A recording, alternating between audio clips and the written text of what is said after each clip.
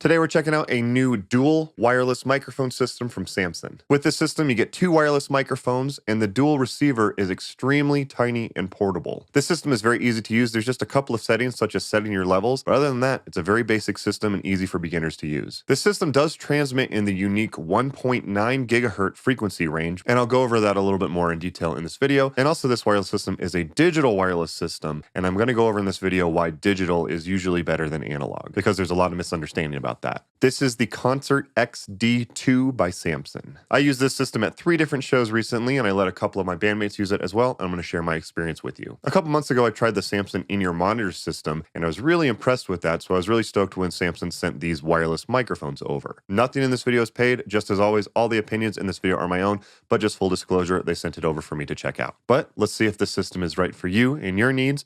And at the end of the video, I will be doing a giveaway to one of my subscribers, so consider subscribing if you're not already subscribed, and let's check out the Samson Concert XD2 dual wireless microphone system. So what's included? First of all, you get 2 of the Samson microphones, because this is a dual wireless system, and then here is the wireless receiver. This is the receiver for both of them, and you can see how absolutely tiny this is. This is the size of it compared to my hand. Incredibly tiny and portable. You also get 2 clips for the wireless, and it also does ship with brackets if you do want to put it in a rack. Just something to notice, if you look at these 2 wireless clips, one of them I've used and one of them I haven't, and you can see that the one that I've used is a little bit wider, and that's because I've noticed that it is a tiny bit tough to fit it when you first get it. It is a very tight fit, so just one thing I suggest doing is just stretching it out a little bit when you first get it, so that's easier to put in and out when you're at a show. Here's the microphone right here. You can see it runs off of 2 AA batteries, and you hold this button for about 2 seconds in order to turn it on. When you see this orange light, that means that it is not paired to the receiver, but off screen I'm going to turn on the receiver, and you can see it actually switches to red, which means that it's muted. So it actually loads up muted when you turn it on, and then push this button again to turn it green to unmute it. So you have a very quick way to mute and unmute the microphone. And when you're ready to turn it off, just hold the button for about 2 seconds. There is a way to adjust the gain with this right here. At the first show that I used this at, I was actually trying to figure out if I had anything that I could even put in there. I put like my keys in there, and it was a little tough to figure out. And then at the second show, shout out to the sound guy, Brian, who showed me that, hey, there's actually a little screwdriver hidden right here that attaches to the microphone inside the cover. And this is what you use to make adjustments to the gain. Pretty cool that that's included in there. But yeah, I definitely didn't realize that was an option at the first show. So thanks, Brian, if you're watching. And it goes back in there, and then you can put the cover back on. This right here is the dual receiver. You can see on the back, you have 2 XLR ports for both of the wireless mics. So you plug those in and route those to your mixer, your audio interface, wherever you're running the signal to. And you have separate outputs for each microphone. However, you might notice that there's also a 1/4-inch output right here. This can be used as just a single output for both of the microphones. So if you want to mix both of them down to a single output, you have that as an option. However, if you use a cable like this, a TRS to 2TS splitter cable, you can actually get both signals out via 1/4-inch as well, and there's a way that you can figure that in the menu, and I'll show you that here in a minute. You do also have this spot with a micro USB port that you connect in order to do a firmware update if you need it. I will call this out. No new product should have micro USB anymore. Everything should be USB-C. If this was a 10-year-old product, I would understand. This should be a USB-C port, but it is just for firmware updates, so it's not a huge deal. Let's get it booted up. So you can see right now it says that transmitter A and B are both not connected. But then when I turn on the microphone, you can see it takes a second, but it does automatically pair with it. And you can see, like I mentioned, it is muted by default. So just tap the button, and now it is unmuted. So you have a quick way to mute and unmute the microphone. And you can see when I tap on the mic, you can see I have an audio reading right here. I also can see how strong the RF wireless signal strength is, as well as the battery life. I'm going to go ahead and turn on the other one, and you can see it also automatically pairs as well. And when I tap it, I get a signal for transmitter A. You can click on this jog wheel to get into the menu. If you need to adjust the output from the A microphone, so the output from this receiver unit, you can click here and make adjustments. And you can also do the same thing on receiver B. So you have separate volume control for each. And then if you scroll down, this is where you can choose if you want that 1/4-inch output to be both channels or just a mix down of both channels coming out one output. This didn't matter to me because I used it with XLR, but that's where you set it up. And also there is a shortcut if you want to turn up both of them at the same time. You can actually just turn the jog wheel without pushing in. You can see I can turn up or down both outputs at the same time. These will automatically pair with each other right out of the gate. However, if for some reason they're not pairing, you want to hold the button for 5 seconds to put it into pairing mode and then go into the menu and then either pair to transmitter A or transmitter B. I'm going to do transmitter A. You can see it'll take a second and it has automatically paired the two of them together. And that is it. Very, very simple unit. As far as the specs, this does use 1.9 gigahertz for transmitting and receiving. I'm going to get to this here in a minute, but if you are interested in what the specific frequencies are, these are the numbers. And do note they have a model specifically for the EU as well as Japan, because each country has different rules about which wireless frequencies that you can use. The system doesn't have scanning, but it does use frequency hopping to find a clear signal. So when you turn it on, it will find a clear signal and it will use frequency hopping to help avoid interference. The range of this system is 300 feet line of sight. Battery life is up to 8 hours. Frequency response is 20 hertz up to 20 kilohertz, which makes sense for a digital system. The latency is listed at 7.7 milliseconds. I did not hear any latency when I used this system. I let 3 other people use it. They didn't notice any latency either. And the number of systems that you can use at once is listed at 8. And remember, anytime you see that spec of how many systems you can use at once, that's always in the clearest conditions. This is true on any wireless microphone system. So if you watch my video on my wireless buying guide, you'll know that I like to be a little bit more conservative with that number. So I usually generally cut it in half just to be safe, but that's just me. So I do just want you to make sure that you know that this is not the system that you want to get if you need 12 wireless microphones or something like that. Like I mentioned, this is a digital wireless system. This is not an analog system. I have a full video going over this if you want to know why digital is better, but here's the TLDR. Digital is actually more natural sounding. With analog, it has to compress, transmit, and expand, also known as a compander. Digital is also better at finding a clear frequency. I don't know how much that matters with this system since it is a pretty narrow bandwidth, but still it is a positive. One thing I really love about digital is there's so much less noise compared to analog. And this is actually going to come into play when I do the range test later. Overall, digital is almost always better. Watch that video if you want to find out more details as to why. But that brings me to the 1.9 gigahertz frequency spectrum that this uses to transmit and receive in.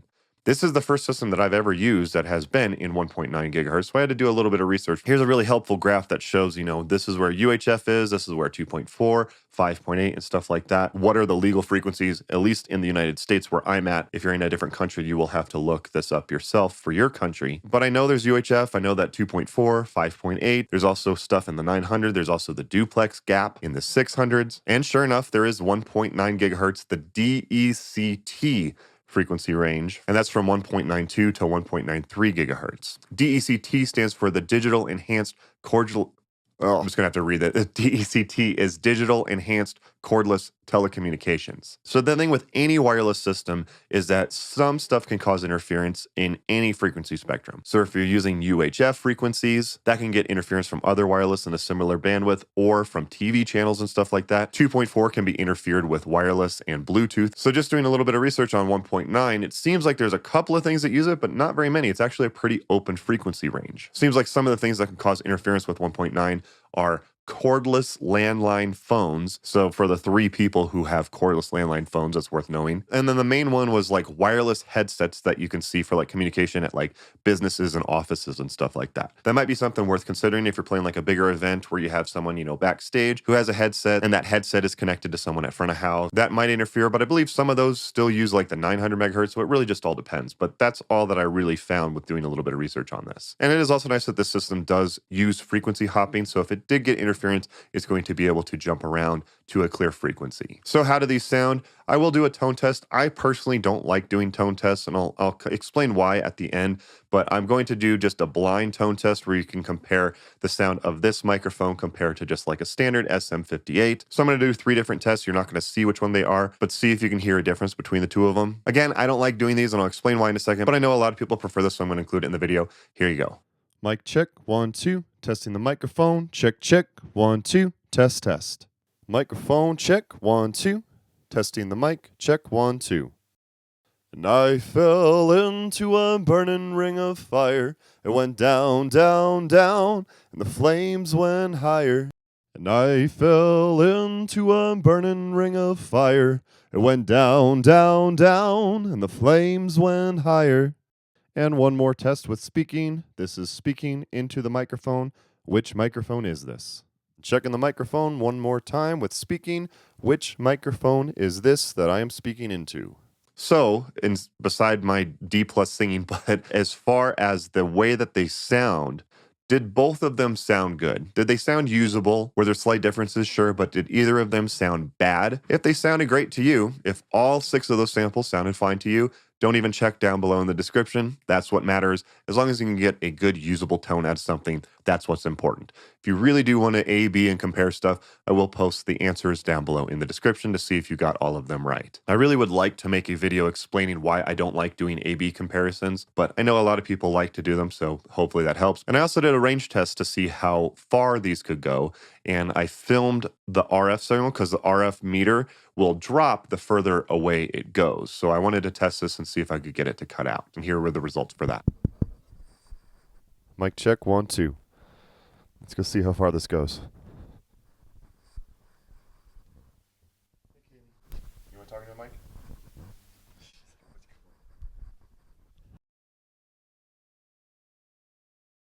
This is the top of the house. Check, check, 1, 2. This is as far as I can go. I'm now up 2 floors, opposite side of the house.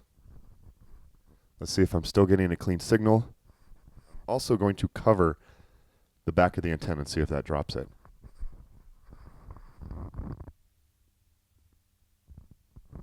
You don't want to do that with your microphone. Let's see if it worked. We will head back. Thanks for the help, Katie girl. So you can see when I was 2 floors up on the opposite side of the house from where the receiver was, I was still getting a clean signal. And even when I covered up the antenna like this, which you should never ever do, FYI, this is how it transmits to the receiver. Best practice is the transmitting antenna and the receiving antenna should always be able to see each other as best as possible. That's true on any wireless system. But even when I was 2 floors up and I covered the antenna, the RF signal still got less, of course, but it still worked. So range is pretty good on this thing. I definitely was impressed. And the other thing that's really great about digital wireless is that with analog, the weaker the RF signal gets, the more noise that can creep into the signal. That's a downside of analog, whereas with a digital system, you have a crystal clean signal until these go out of range of each other, but then in that case, it just cuts out. So it doesn't add noise, it's just the signal just drops out. I would rather have it cut out than hear horrible noise. So another plus for digital. But yeah, the range of this is pretty impressive. The pricing of this unit, it is currently listed at $599. I will have purchase links down below, or you can use the QR codes on the screen if you do decide that this system is right for you and your needs. If you do use those links, it is a free way to support the channel and no extra cost to you, and I would appreciate it. And if you are enjoying this video, hitting the thumbs up button is also a free way to support the channel at no extra cost to you. Also consider subscribing if you want to see more videos like this in the future. FYI, they do also have a model that has the body packs for like a lavalier mic system as well. I'll link to both of them down below. That brings me to my experience with using them. I used them at 3 different shows. The first show was a band that I do with my wife. Usually we perform as a duo, but this one was with a full band. Everything was fine at this show. And at that show, I could tell that it was a little bit brighter than the microphones that I use. I mean, it kind of works for my baritone type vocal anyways, but I did notice that it was brighter, but again, it sounds fine. It sounds completely usable. Brightness can also add clarity as long as it's not too much, which I don't think it is. The second show is with a corporate band that I play with. And at this show, I got it set up and then I grabbed footage because I always try to grab footage of me using these systems live for when I make these videos. And I got footage of just me setting it up with my one microphone. We started a sound check and the sound guys, Brian and Daniel, great dudes. If you guys are watching, thank you guys. Always love working with you guys. But I told them, I was like, yeah, I'm testing out, new microphones. Let me know how it sounds.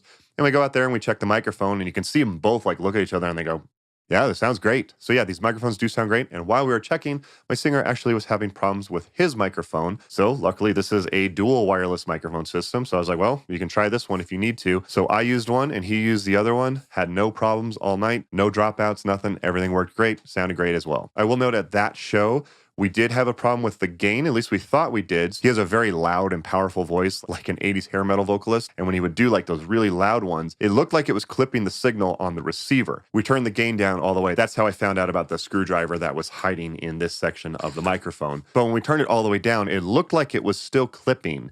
But when we listened to it, it sounded fine. So as long as you're not super peaking, just trust your ears on that. Just something that I've noticed. If it looks like it's clipping, just make sure you use your ears first. So yeah, it worked great. Had no dropouts. This was in a massive building that had a lot of RF going on. Didn't have any issues with that. And actually what I did is I actually put all the antennas kind of all together. You're not supposed to do this. You are supposed to space out the antennas. You can get an antenna farm, which can cause signal degradation or dropouts or less range and stuff like that. I have a video with 5 common mistakes with wireless music gear. This is one of the common ones. Again, I'm testing out my gear. I'm trying to push it to its limit. Even with it being around a bunch of antennas, it still worked great all night. So good to see that. I did notice that there is a tiny bit of hiss with this unit, but I'm also a D+ singer, so I have my vocals really loud in my in-ears, and I could kind of hear a tiny bit of hiss with that. But as soon as anybody started playing, I didn't hear it at all. But if that type of thing drives you nuts, it's just worth knowing. Third show was with my 90s band, and I used it, and I let my drummer use the second one. Again, no issues all night. Sounded great, worked really well. Didn't have any issues with it at all. I asked my drummer at the end of the night what he thought. He said it sounds fine. He said it kind of picked up more of the drums, like in his drum sound kind of got through his microphone. So we had to make adjustments to his mix. That could just be from it being just a little bit brighter. But the thing was, it wasn't like we got 3 songs in and he was like, hey, we got to switch back to a different mic. He was just like, oh, it's a slightly different sound. I just had to make adjustments to my in-ears. It kind of picks up a little bit more of his drums. So again, not a deal breaker, just something worth being aware of. Every show it was able to get through. Every show it sounded good. Every show it got the job done. And there's some things I really like about this system. This isn't meant for, like large arena tours or something like that. They actually designed it pretty well for like a beginner or entry-level wireless microphone system. Something that I absolutely love, and they did this on the in-ear monitor system as well, is they have the antennas already mounted to the top. So even if you rack mount this, the antennas are out front. I cannot tell you the number of people I see who put wireless gear in a rack with the antennas in the back, buried in the back of the rack. It's one of the worst things that you could do. I mean, these antennas do not detach, so you can't use it with like a antenna distribution system, but that's not who this is targeted for. So that's totally okay. I love that they put the antennas in the front. And I was on the fence about the auto scan thing. I personally like being in control of setting my channels and stuff like that. The number of people who still to this day don't know how to scan or change a channel on their wireless gear. Someone will say, hey, this system isn't working. I'm like, well, did you change a channel? Well, no. Well, there's your problem. You got to know how to change a channel or scan. I cannot tell you the number of people who just never check to see if their channels are clear. So in my opinion, it's actually smart that a system like this just has auto scanning for people who just want to plug in and go. But I'm still glad that they included a way to set the gain on the microphone and set the output from the receiver, because that's really important to be able to set your levels properly. Some sort of scanning and some sort of way to set the levels are the 2 basics that you need, so that's included in this system. So I think it's really well designed. Just a couple of things to be aware of so you can make sure it's right for you. There is no way to change the capsule. I think some people will ask that. If you try to take the capsule off and you want to put on a different capsule, that does not work. This actually just is like the grill cover. There's no way to change this capsule. Just something to be aware of. As far as the feel of it, it feels a tiny bit cheaper, but not really. I mean, it feels fine. It doesn't feel like it's super rugged metal. Some people are really picky about that. I think it feels fine, but it feels a little bit cheaper than other ones, but it's okay at this price point, I think. Again, I want to be clear that there is a tiny bit of hiss or hum with it when I used it, but again, I have my vocal channel really loud in my in-ears, and I really didn't notice it at all after sound check. Now, the one thing I really wish that it would have had was that it had like a body pack to use with like a guitar or a bass or an instrument or something like that, because I could see something this tiny and this portable being used for like a singer guitar player, or you could use it as like a dual guitar system for someone who plays acoustic and electric guitar. There is the body pack, and I did ask if you could use it with a guitar, and they said no, it's just meant for the lav mics. So I'd love to see an update where you can use it with a body pack to use it with guitar, because that's so portable to have 2 wireless in here. It's still great if you need 2 wireless microphones, obviously. I think it'd be really, really cool if they had one for guitar and instruments and stuff like that. But overall, it's a great system, and hopefully now at the end of this video, you know if this system is right for you and your music needs.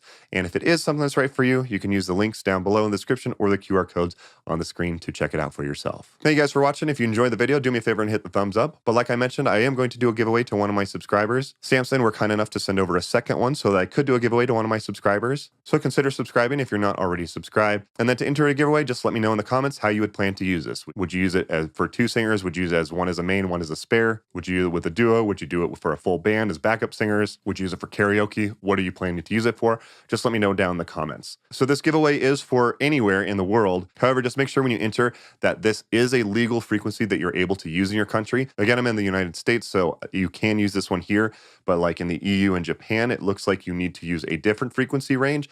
Just make sure that you check to make sure that 1.92 to 1.93 gigahertz is legal in your country. Because if it's not, you don't actually want to use this system. Just want to make sure I get that cleared up. I should make that clear every time I do a wireless giveaway. But you only have 24 hours into the giveaway. I will announce the winner on this date right here. Please remember, do not respond to scammers. I will never, ever, ever ask you for money for these giveaways. Two other videos I want to check out. Be sure to check out the Samson EarAmp in-ear monitor system. I was really impressed with this one. It's actually the main entry-level wireless stereo in-ear monitor system that I recommend to people. Check out that video. And also be sure to check out my video on 5 common mistakes when using wireless music gear. I made 4 of them on my music journey, and I see them being made all the time, so make sure that you're not making those mistakes. You can check out those videos by clicking the links on your screen now. Thank you guys again for watching. Don't forget to like, subscribe. Don't forget to follow me on my social media pages at Scott Yule Music. If you have any other cool gear recommendations for me, please leave them as a comment down below. Thank you guys again for watching. Don't forget to like and subscribe, and I'll see you next time.